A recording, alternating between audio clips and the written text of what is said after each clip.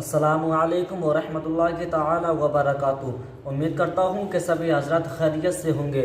آج ہم مفتی سلمان اظہری صاحب کی ایک بڑی پیاری ویڈیو آپ کے سامنے لے کر کے حاضر ہوئے ہیں۔ ہمارے کوئی سی ویڈیو دیکھنا یا مت دیکھنا، مگر اس ویڈیو کو مت چھوڑ دینا، اس لیے کہ ویڈیو بہت خاص ہونے والی ہے۔ یہ ویڈیو اس وقت ہر مسلمان کو سننا ضروری ہے، ہر ایمان والے کو سننا ضروری ہے۔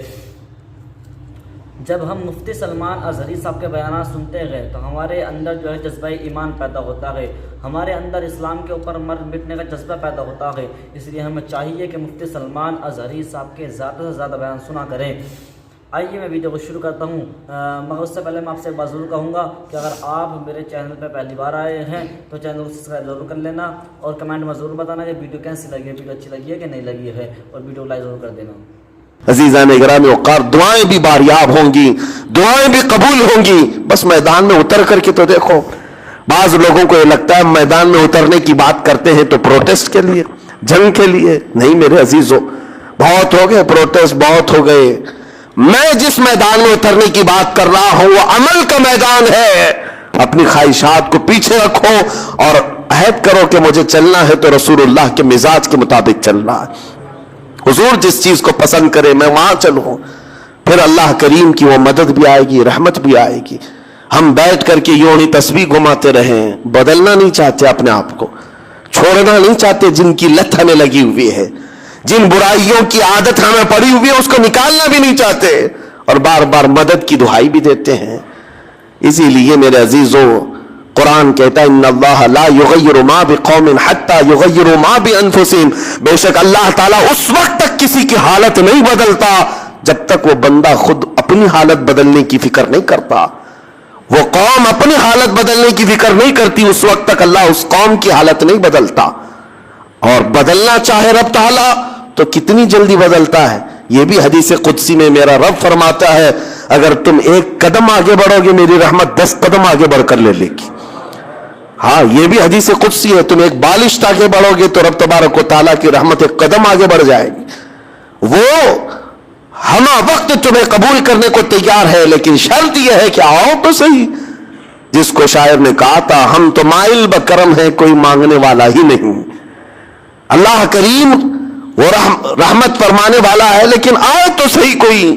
اللہ تبارک و تعالی ہمیں حضور کی شریعت اور ان کے مزاج کے مطابق جینے کی توفیق عطا فرمائے۔ خلاصہ کلام یہ ہے میرے عزیزوں، وہ صحابہ جو فائز المرام تھے، بلند مقامات پا لیے، رب کی رضا پا لیے، تو صرف وجہ یہ تھی کہ وہ اپنے نفس سے نہیں چلتے تھے، حضور کی خواہش کے مطابق چلتے تھے۔ آپ کو پتا ہے ایک مدینے کی خاتون ہے، بڑی حسین و جمیل خوبصورت لڑکی، ماں باپ کی اکلوتی بیٹی۔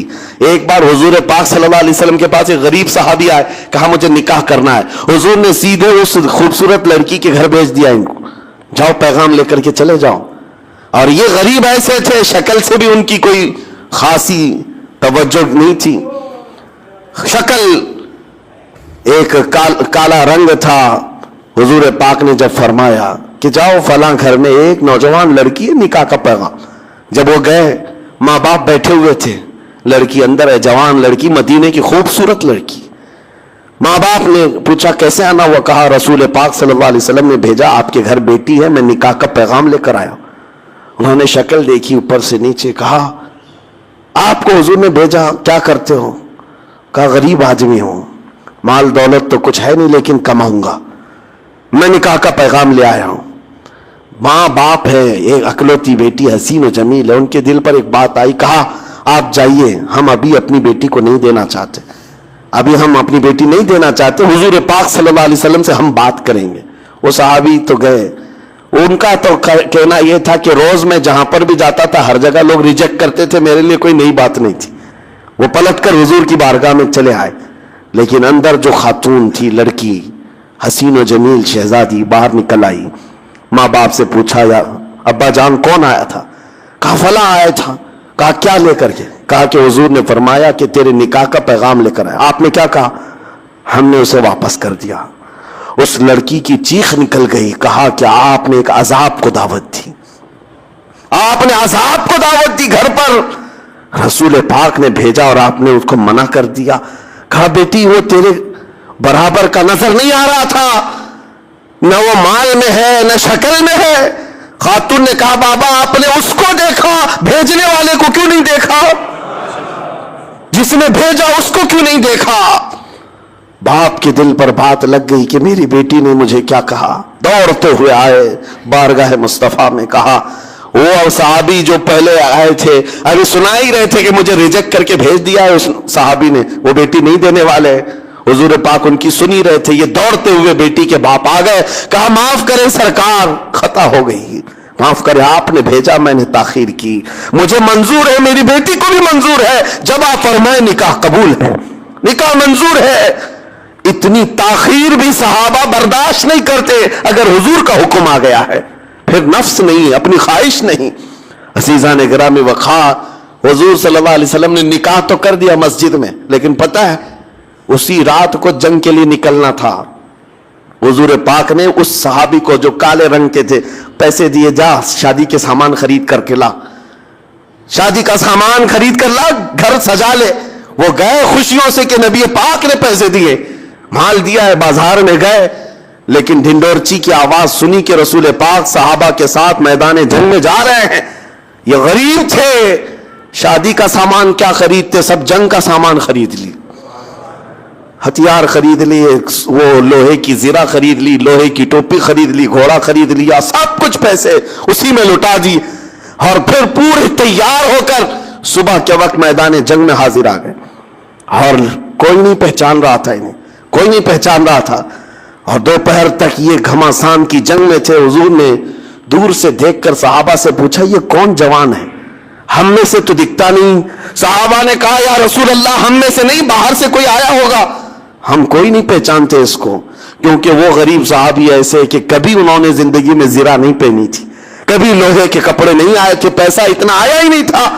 صحابہ جب یہ کہنے لگے حضور مسکرائے, کہتے ہیں تمہیں پتہ نہیں وہ میرا عبداللہ ہے جس کو میں نے کل شادی کے پیسے دیے تھے, اس نے سب جنگ کا سامان خرید لیا. وہ صحابی ہیں لڑتے لڑتے شام سے پہلے جام شہادت نوش کر گئے, شہید ہو گئے.